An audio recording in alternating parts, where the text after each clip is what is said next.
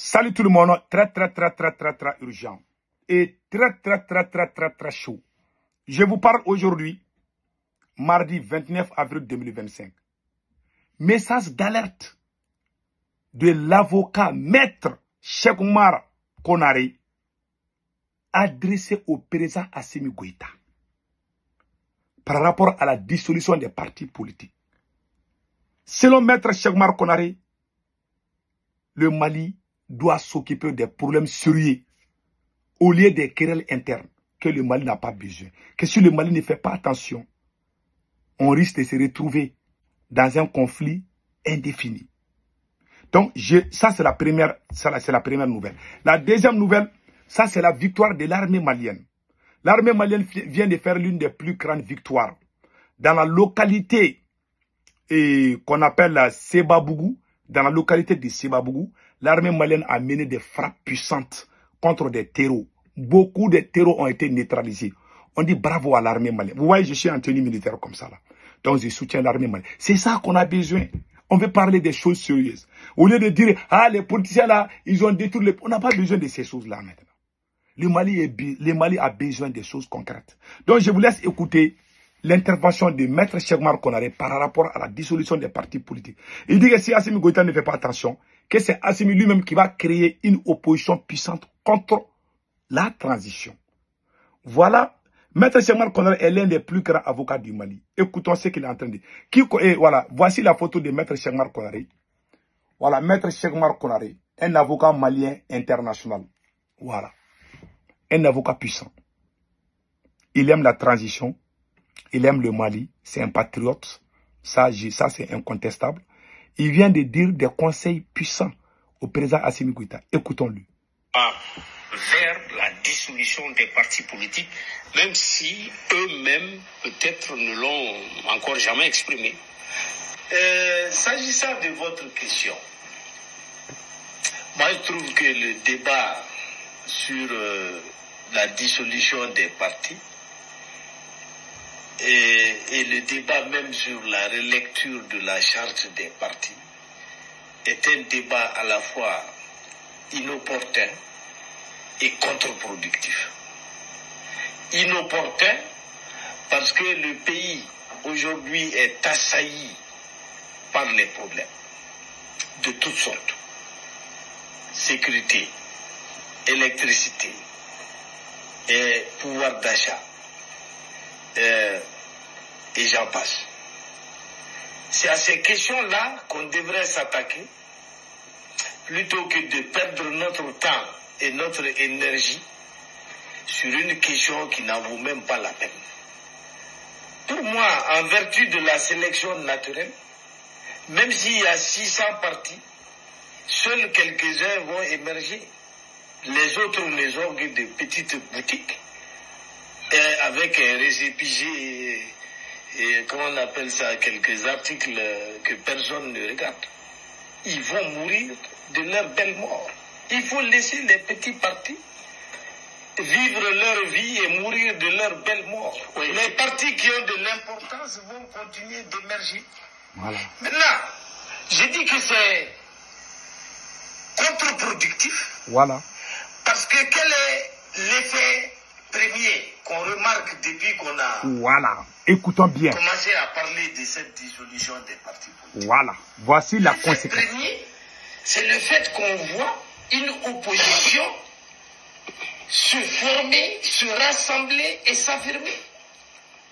Depuis combien de temps avez-vous vu, n'avez-vous pas vu une centaine de partis se rassembler et parler d'une même voix? Donc une opposition qui n'existait même pas, on est en train de la recréer, on est en train de lui donner des ailes. D'accord. Et c'est très dangereux pour le pouvoir. Voilà, et c'est très dangereux pour le pouvoir. Parce que c'est très simple. Ces politiciens qui parlent, la première, c'est ce qu'il vient de dire, c'est la vérité. Aujourd'hui, même 10 politiciens ne pouvaient pas se parler. Tellement ils étaient divisés. Mais quand Assimi Goïta a commencé à faire des jeux de ping-pong là, tous ces éléments-là se sont donnés la main maintenant. Plus de 100 partis politiques, plus de 180 partis politiques se sont donné la main aujourd'hui contre Assimi Goïta. Parce qu'il a menacé tous les politiciens ensemble. C'est comme pendant la Deuxième Guerre mondiale, Hitler a créé des conflits contre tout le monde, même contre la Russie. On ne peut pas combattre tout le monde à la fois. Voilà aujourd'hui, ces politiciens aujourd'hui sont renforcés. Ils sont très puissants aujourd'hui. Parce qu'il y a des gens crédibles. Il y a des gens qui sont qui ont des partis politiques, mais qui ne voulaient pas se mélanger avec certains individus. Mais ces politiciens qui sortent aujourd'hui là, 80% d'entre eux sont des gens qui n'ont rien à voir avec la corruption, ni avec la trahison du Mali. Ces politiciens qui sont en train de parler aujourd'hui là, il y en a qui ne voulaient même pas parler. Mais ceux qui dormaient là, et ils viennent de se réveiller maintenant. C'est là même que les Maliens ont confiance. C'est eux aujourd'hui qui sont en tête de cette coalition. Voilà pourquoi ils deviennent forts. Mais la manipulation que Assimi Goïta est en train de se tromper. Parce qu'ils pensent que quand on dit politicien, les gens ne vont pas aimer. Ça, c'est faux. Il y a des gens, il y a des hommes comme Cheikh Modibo Diarra qui a été à la NASA. C'est quelqu'un, quand il parle, les gens vont sortir. Hein. Il est très crédible, il n'a jamais volé.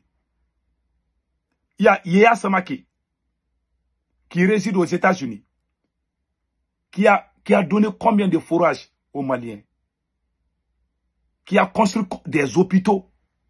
Il y a de ces politiciens, ils n'ont jamais travaillé, même avec le gouvernement. Ils sont beaucoup comme ça. Mais ils ont leur parti politique, mais ils n'ont jamais été ni ministre, ni directeur, ni quoi que quoi. Mais ils sont politiciens. Tu ne peux pas dire que le politicien est mauvais et celui qui parle aujourd'hui au nom des policiers, lui, il n'a jamais été ni ministre, ni président. Il y en a beaucoup de ces genres. C'est ce qui est en train de les renforcer. Parce que les Maliens ne sont pas bêtes. Aujourd'hui, tu es en train de laisser une coalition se former contre ton pouvoir. Le jour que l'Algérie a abattu le drone malien, Assimi Goïta devait faire un discours. Si Assimi Goïta sortait dire aux Maliens, cher peuple malien, j'ai besoin de vos aides. Restons unis. Parce que l'Algérie a abattu un drone malien. Le Mali devait renforcer sa communication. Vous voyez, les Burkinabés sont en train... Quand le général américain là, a menti contre le capitaine, ça fait combien de jours? Les Burkinabés sortent, ils font des interventions matin, midi, soir. Mais quand l'Algérie a abattu le drone malien, au lieu que les Maliens restent concentrés sur l'Algérie, même les Maliens qui sont sortis pour aller devant l'ambassade d'Algérie, les militaires les ont dit de dire qu'ils vont dissoudre les partis politiques. Un président qui a le souci de son pays, est-ce qu'il va parler même des élections? Au moment, c'est Assimi lui-même qui est en train de créer tous ces problèmes. C'est pour cela que Thomas Sankara dit, un militaire sans formation politique est un criminel en puissance. Ça, c'est une vérité absolue. Ces gens, ils ne connaissent pas la politique. Au moment où le pays est à feu et à sang, et ils sont en train de parler des élections. Ce n'est pas des politiciens. Les politiciens étaient déjà morts. C'est ce que Maître Cheikh Oumar Konaré, l'un des plus grands avocats du Mali, c'est ce qu'il est en train de dire. Il dit que ces gens n'existaient même pas. Il y a des politiciens qui sont dignes, qui n'ont jamais travaillé avec l'État malien. Ils ont leur parti politique, mais ils n'ont jamais été ni ministres, ni députés dans ces pays. Mais ils sont puissants aussi. Je vous donne l'exemple de Yaya Samake. Il est aux États-Unis ici. Il n'a jamais bouffé l'argent de l'État. Lui, il peut parler. Il y a des gens aussi qui ont été ministres et ils disent et ils n'ont jamais bouffé. Bon, si les gens comme ça sortent, c'est pour ça que quand ils parlent aujourd'hui, les gens les écoutent. Les gens écoutent ces politiciens-là plus que les soi-disant voyous faisant semblant qu'ils supportent la transition. Ils ne peuvent même pas faire le débat avec eux. Parce qu'ils ont mis dans la tête des gens que politicien veut dire voleur. Ça, c'est faux. Ça, c'est fou. Il y a des politiciens qui sont mauvais. Mais les politiciens qui sont mauvais là, ce sont ces mêmes politiciens qui sont avec Assimi Goïta. Mais les politiciens qui sont propres là, c'est eux qui sont en train de se donner la main aujourd'hui contre Assimi Goïta. C'est ce que le monde doit savoir. Un politicien qui a des caisses contre lui, qui a bouffé l'argent, il ne va jamais oser critiquer Assimi Goïta. S'il critique Assimi Goïta, la justice va l'emprisonner. Mais ces gens qui sortent aujourd'hui là, c'est des gens qui sont propres. Ils n'ont pas peur. Tu vois comment ils sont en train de critiquer Assimi? Ils critiquent Assimi parce qu'ils savent qu'ils n'ont rien à se repousser. Si tu as quelque chose à te reprocher, tu ne peux pas parler. Quand tu parles là, ton dossier là, toi tu vas partir en prison. Mais ces gens parlent. C'est ce que les gens doivent comprendre. Maître Cheikh Oumar Konaré a dit, les jours que l'Algérie a abattu notre goudron, on aurait dû se concentrer à la communication. Même le premier ministre du Mali, Ablaye Maïga, n'a même pas communiqué. Mais le premier ministre du Burkina Faso, quand le général américain a menti contre le capitaine, même le premier ministre du Burkina Faso est sorti parler. Tout le monde s'est mis ensemble au Burkina Faso contre le général américain. Au Mali, l'Algérie a abattu notre drone. Ça, c'est pire que ce que l'Américain l'a dit. L'Algérie nous a attaqués. Ce n'est pas une petite chose. L'Algérie a abattu notre drone sur notre territoire. Si cela est vrai, on devait se lever matin, midi, soir, faire la communication contre l'Algérie. Mais lui, Assimi Goïta a tourné l'attention des Maliens à l'Algérie pour nous retourner les uns contre les autres. On dirait qu'il est venu pour détruire ces beaux pays. Ouais, Maître Cheikh Oumar Konaré a dit. Et au moment où je vous parle, l'armée malienne a fait des victoires. L'armée malienne est en train de faire des victoires écrasantes. Mais il y a une réalité que je vous dis. Il y a la localité, par exemple, l'armée malienne a fait le communiqué pour dire que Sebabougou a été libéré sur la route de Caille. L'armée malienne a fait un travail remarquable. On dit bravo à l'armée malienne. Mais le travail n'est pas encore fini. Pourquoi le travail n'est pas encore fini? Parce qu'il y a des villages. La localité de Sebabougou, là, il n'y a personne là-bas. C'est un village où il n'y a même pas de poulets là-bas. Tout le monde a quitté. Et la nouvelle technique des terreaux là. Les terreaux, ils montent deux ou trois personnes par moto. Ils vont dans un village pour donner la lettre au chef de village. Il dit au chef de village de dire à tous les villageois de quitter. Que sinon, ils vont les attaquer. Il y a plus de 500 villages qui sont sous contrôle des terreaux. Il y a des Maliens qui ont signé des accords avec des terroristes, qui les nourrissent. Ils font des recrutements. Ils recrutent des enfants. Ça se passe au sang. Ça, c'est pas vers Kidal. Ça se passe à Mokti, tout près ici. Vous n'avez pas trouvé solution pour ça. On a les soldats russes chez nous. On a tout chez nous. Au lieu qu'on se concentre, au lieu qu'on se donne la main, au lieu qu'on pense à trouver la solution pour mettre fin à ces voyous qui sont en train de tuer nos mamans, nos papas, au lieu de trouver cette solution, voilà, le président est là, il crée les problèmes entre les Maliens. Et c'est un président qui se soucie de son peuple. C'est comme la case de ton papa, de ton père a pris feu. Qu'est-ce que toi tu dois faire? Tu dois appeler tes petits frères. Même si tu as ton petit frère que tu ne parles pas, tu dois lui faire la paix au moins pour que vous puissiez vous donner la main et puis prendre de l'eau et éteindre le feu qui brûle la case de ton père. C'est le rôle d'un bon fils. Au moment où la case de ton papa prend feu, toi tu es en train de boxer ton grand frère ou ton petit frère, ça veut dire que toi tu n'es pas le fils de ton père. Ça c'est un conseil. Au moment où l'Algérie est en train l'Algérie nous a fait du mal. J'arrive pas à digérer ce que l'Algérie nous a fait. Voilà, ils nous mettent les uns contre les autres. Finalement, il y a une opposition qui se forme. Comme l'a dit Maître Cheikh Oumar Konaré. Beaucoup de gens se posent la question. Pourquoi? Il y a des gens qui me disent, c'est pour toi, tu es fâché contre Assimi Goïta. Alors, pour les gens qui ne comprennent rien, je répète pour une dernière fois. Je ne suis pas contre Assimi Goïta en personne. J'aime mon pays. La première marche contre la France, c'est nous qui avons organisé ça à New York. La première marche pour soutenir l'armée malienne. Les premiers Maliens qui ont appelé les Maliens de sortir soutenir l'armée malienne, j'ai fait partie. C'est nous, la diaspora malienne vivant aux États-Unis, qui avons organisé la marche de soutien à l'armée malienne et la marche contre la France. La première marche contre la France, la première marche pour soutenir l'armée malienne. Les premiers Maliens qui ont contribué pour aider l'armée malienne, c'est nous, depuis les États-Unis ici. Voilà les photos. Voilà, c'est moi qui porte le jacket bleu comme ça. Cette photo-là, c'est à peu près 14 ou 15 ans comme ça. C'est pas aujourd'hui que nous on est dans ce combat. Hein. C'est nous qui avons commencé les marches. C'est nous qui avons dit à nos frères et sœurs du Mali de sortir dans les rues pour manifester. Nous avons marché sous la pluie et la neige. Je n'ai pas changé de couleur. Les gens qui changent comme ça là, c'est des gens qui, un vrai digne. C'est les enfants qui font ça, là, ils ne sont pas les vrais fils de leur papa. Je suis fier d'être le fils de mon père. Et je ne trahirai jamais mon pays. Les gens qui ont les idées ambiguës, là, c'est leur problème. Voilà. Il y a des gens qui me posent la question, pourquoi je suis fâché contre Assimi? À chaque fois que le pays est dans les problèmes, on doit unir tout le monde pour faire face au danger. Le Mali est en danger. Plus de 1300 écoles ont été fermées. Plus de 500 villages sont sous l'occupation des terroristes. Dans l'histoire du Mali, même le président Ibeka qui a quitté, à part la libération de Kidal, je vous jure, l'insécurité actuelle est pire que le temps de Ibeka. Jamais le Mali n'a été jamais aussi envahi. Parce qu'on a, à chaque fois, j'ai dit, depuis qu'ils sont venus au pouvoir, j'ai dit, il faut unir les Maliens. Si à chaque fois qu'un président vient pour diviser les Maliens, ça renforce les ennemis, ça renforce les terroristes.